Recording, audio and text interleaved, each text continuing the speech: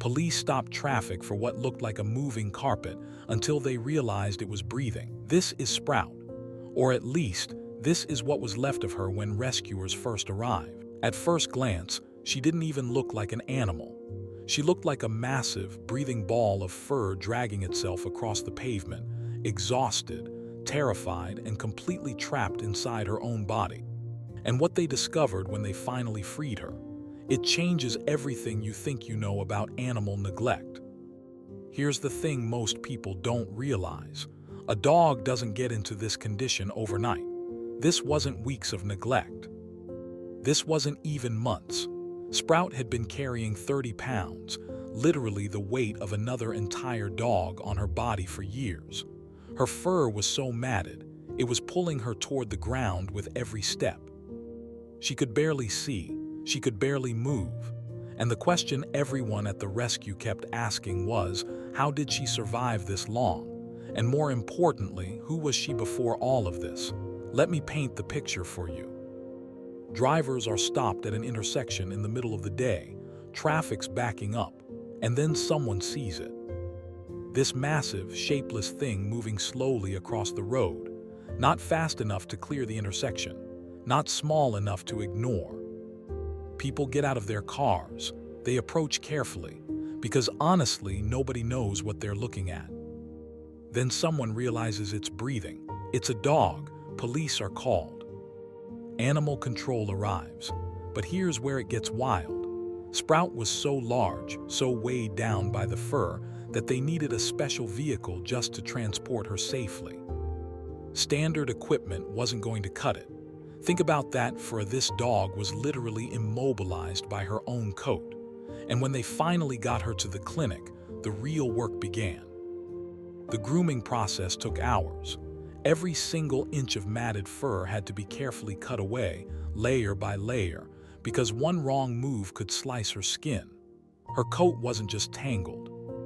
It was fused together like armor. It had become a prison. And when it was finally over, when the last clump of fur hit the floor, they weighed it. 30 pounds. Let me give you some perspective. The average beagle weighs about 25 pounds. Sprout had been carrying more than an entire beagle on her back, wrapped around her legs, dragging behind her for years. But here's the part that broke everyone in that room. When all that fur was gone, they found a completely different dog underneath. She looked younger, lighter, softer.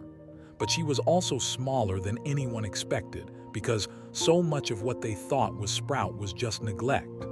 She stood there in the clinic, whining softly, looking around like she didn't recognize herself. Like she was asking, who am I now? Based on her build and features, the vets believe she was likely a Tibetan Mastiff or a similar breed. Dogs that are supposed to have thick, beautiful coats. But those coats require regular grooming, regular care, regular love. And Sprout had received none of that. Now you might think the story ends here. Dog gets rescued.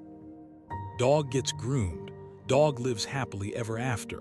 But that's not how trauma works. Sprout went to a foster home with a woman named Alyssa, and those first few days were brutal. She barely ate. She wandered the yard like a ghost, sniffing everything, trying to process that the world wasn't just pain and heaviness anymore. She was terrified of stairs, completely frozen by them. She didn't know how to go up or down. So Alyssa had to carry her, a full-grown Tibetan Mastiff, every single time. But here's what makes this story different. Alyssa didn't give up. She bought Sprout warm pajamas to keep her comfortable. She sat with her. She talked to her. She showed her step by step, day by day, that life could be gentle now. And then, slowly, something shifted. A couple of days later, Sprout went on her very first real walk. And she loved it. You could see it in her eyes, this deep buried part of her that still remembered what it felt like to be a dog. Then came the zoomies, the sock stealing, the playful chaos. It was like she was reclaiming the puppyhood she never got to have.